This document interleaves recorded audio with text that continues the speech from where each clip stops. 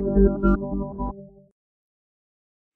right, guys, I just wanted to go through a few different screenshots of key moments from last night, talk about them now after getting a few hours of sleep and things like that, and really dissect this Ohio State-Georgia game, who is to blame for the Ohio State loss, all the key moments, things like that, and then at the end of it, I'll kind of do just kind of an overall summary here as we move on to the national title. But, certainly an amazing game last night.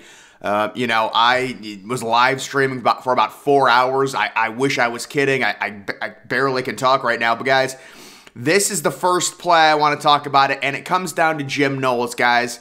At this point, Ohio State is sitting up 7-0. You've got 3 minutes left in the first quarter.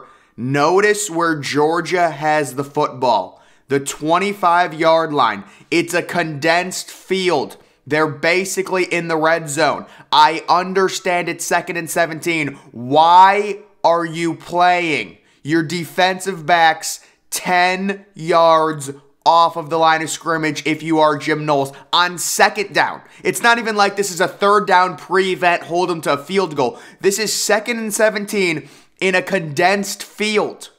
Condensed field. You're playing 10 yards off. It makes no sense. Georgia on 2nd and 17 throws a screen pass and scores off a screen pass on a 2nd and 17, guys. That is terrible defensive alignment from Jim Knowles.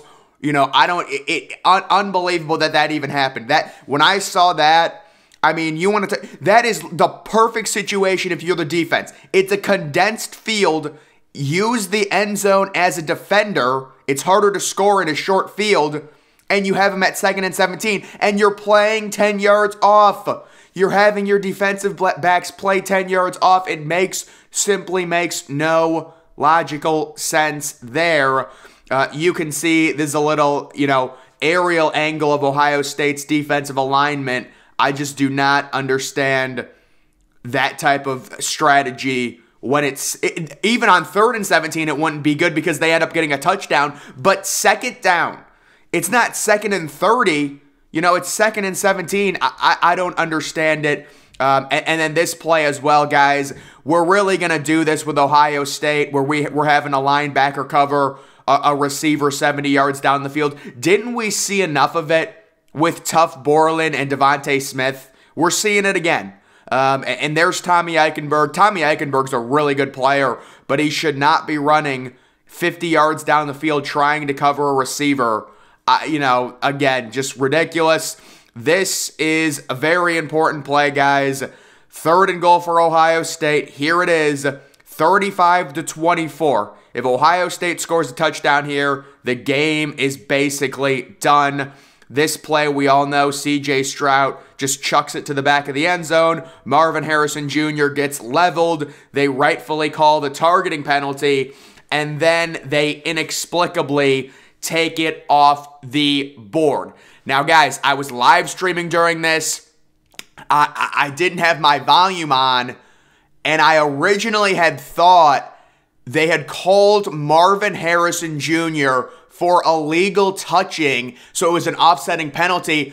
But no, my chat was like, listen, this is totally rigged. They took it off the board. They took the targeting penalty off the board. So not only does Marvin Harrison Jr. get a concussion on a ridiculously... And guys, the craziest thing about it, there's a lot of casual people who will say, no, that's good, clean football. They have no clue what they're talking about. If you know the context of targeting and forcible contact to a defenseless receiver, they are trying to eradicate that from the NFL, from college. Any type of situation where a player is hit, they will throw a flag. It's not even close. This is a situation where Marvin Harrison is lying on his back with a concussion for 4 minutes, and they pick that flag up. They throw the flag, and then they pick it up, and then I watched their little highlights because I had it on mute, so I couldn't hear the game audio, and their little slave analyst, referee is like, I agree with the call. Isn't that amazing? He agrees with the call. What a slave. Absolute disgust.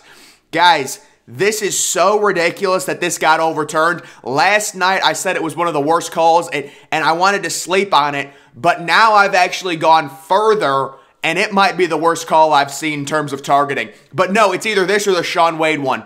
This is Clemson 2019 2.0. Shaun Wade getting ejected when Clemson was about to punt and they were already down 13-0.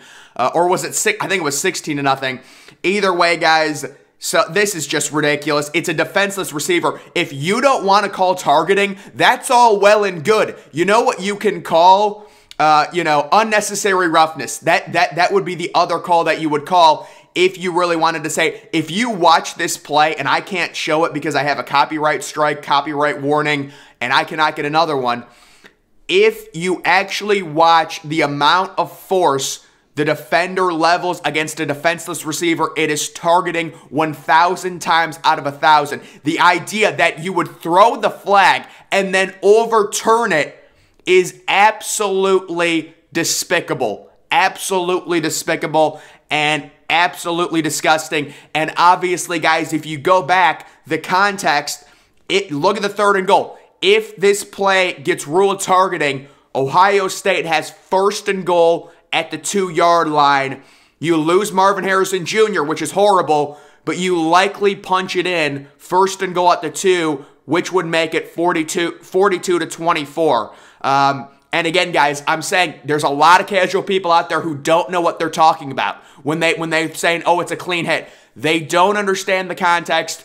The Tua Tagovailoa situation in the NFL, they're trying to eliminate this stuff. So the idea in this day and age that you can see that hit and take it off the board, so now Georgia gets to concuss Ohio State's best receiver and they don't get any penalty for it. Ohio State, they get rewarded. They get rewarded. I'm not going to talk about that, but either way, guys, it is unbelievable. I don't know what to say. Just terrible. And certainly we hope Marvin Harrison Jr. is okay. Concussions are no joke. Having an effed up head is worst case scenario. Every NFL player I know is worried about that and stuff. So Marvin Harrison Jr., that's one of those situations. It's just, no more. No more. And how about not even getting a call for it? That is just, it's totally despicable. And then you have casual people who have no idea what they're talking about trying to tell me that it's not targeting. Okay. And then, guys, so we've got, guys, this is, I don't know. I understand, Ohio State's safety slipped on this play, but it cannot happen. You want to know what this reminded me of? It reminded me of Joe Flacco versus Peyton Manning when Baltimore was like 15-point road favorites, and the one thing you couldn't allow is a deep touchdown. It's 35-27. There's 8.5 minutes left. Make them drive. Make them convert 3rd downs. Let the clock run. Oh my, that is worst case. I know he slipped. I understand. It was not a busted coverage. He just fell down. But oh my God, that was such a game changer, man. You're up by you're in such a good spot right there for Ohio State, up by 11. And then, guys, this is a play that doesn't get talked about. So if you guys see number 9 standing behind Stetson Bennett with his arm basically a centimeter away from knocking the ball out of Stetson Bennett's hand, Zach Harrison is a millisecond away from ending this football game. Literally a millisecond. Seriously, not even joking. I remember this play, 2 minutes left, Ohio State up by 6, knock the ball away, fumble, Georgia might recover, it's 3rd and 20, Ohio State recovers, the game's over. Zach Harrison is literally centimeters away with his right hand after beating the pass rush from ending this football game. The game is basically over if Zach Harrison's hand comes down on that ball. It's a centimeter, literally a centimeter. And then, guys, this is right here. This is the situation. Ohio State, C.J. Stroud has the great run. They call timeout. 24 seconds left. At the 31, you have to throw the football in this situation. It's simply not close enough. Noah Ruggles does not have the leg. You have got to throw the football there. You cannot take it out of C.J. Stroud's hand. I know you're worried about a sack, but you still need more yardage. You still have to go. You've got the timeouts. You still have Emeka Egbuka and Julian Fleming. You need to get more real estate. You cannot make it a 50-yard attempt. I said this in my live stream. You need 10 more yards. You really do. You cannot run the ball here. Ohio State ends up running the ball, losing a yard. It's 2nd and 11. And then 2 incompletions because Georgia got good pass rush. And then you set up the horror scenario with 8 seconds left at midnight, right on New Year. Noah Ruggles a 50-yarder that really, unfortunately, or maybe it was fortunately, it wasn't even close. I mean, it was basically off right from when he hit it. And then, guys, obviously, this is just, I have never seen this before in my life. Brock Bowers, they were down by 14 with 12 minutes left in the fourth quarter. Ohio State was getting the ball back. It was 4th and 6. He was ruled short. And I said to my chat, there's zero chance they can overturn this because it's a judgment call. And I look on the screen and I'm like, what is this new technology that's coming out? I have never seen this before. Watching hundreds and hundreds of college football games in my life. And that technology that you see where that line is up like that, that is a complete joke.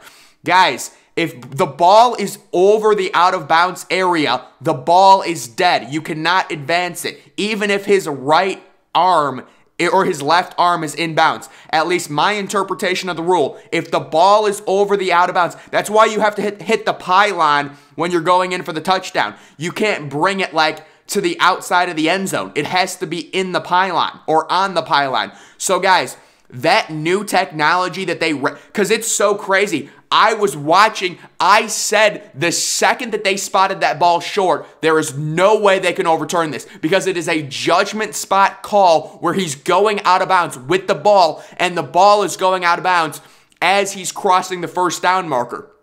You cannot overturn that call.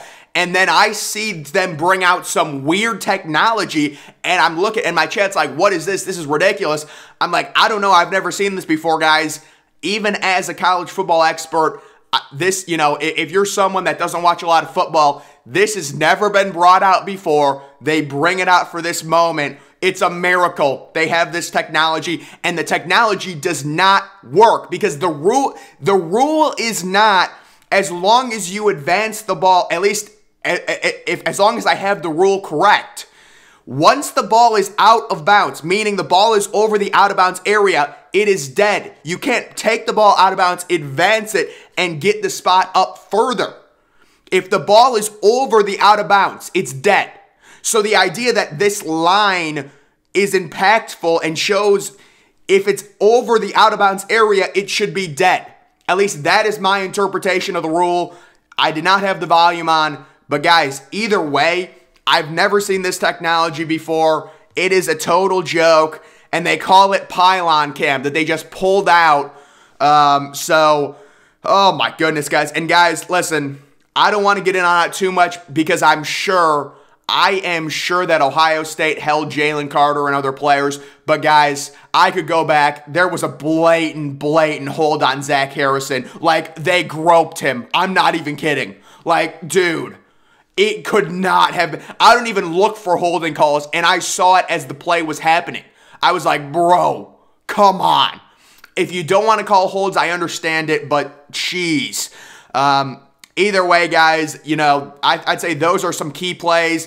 If you want to talk about, I was watching the highlights, and unfortunately in the highlights, they didn't have, the fourth down situations with Ryan Day, where Ryan Day, I believe it was maybe in the first half or whatever, Ohio State had 4th and 1. They were going to go for it. CJ Stroud was going to do a QB keeper. He was going to get the first down, but Ohio State had an illegal shift, and it basically lost Ohio State a possession because now it's 4th and 6, and now they're forced to punt. And then another play on 4th down for Ohio State was the fake punt where Kirby Smart, guys, from what I saw, what it looked like Kirby Smart tried calling timeout, stopped, the play was hot, the play started, called timeout again, and they gave it to him after the play had started. I will be honest, Kirby Smart was calling timeout before the play, but they didn't give it to him. He calls timeout after the play is after they say hike, and they give him the timeout after the, so it was a weird situation. Obviously, Kirby Smart saw something when it comes to Ohio State's alignment. I think Ryan Day called a good game, guys. I really do. I think Ryan Day came in there into the heart of the South and just completely demoralized Georgia and really was this close to honestly making it a blowout. And Ryan Day looked pissed. He looked angry, and he was calling the right plays. But the Marvin Harrison concussion, man, I don't know. Marvin Harrison gets concussed, and they don't even call it. Well, they call it, and then they pick it up. I think it demoralized the team, and obviously losing Marvin Harrison Jr., you already lost JSN. It becomes very hard. I thought Ohio State was running the ball pretty well. Zach Harrison, I thought, played, just tried to play really well. A lot of pressures. He was being groped a few times.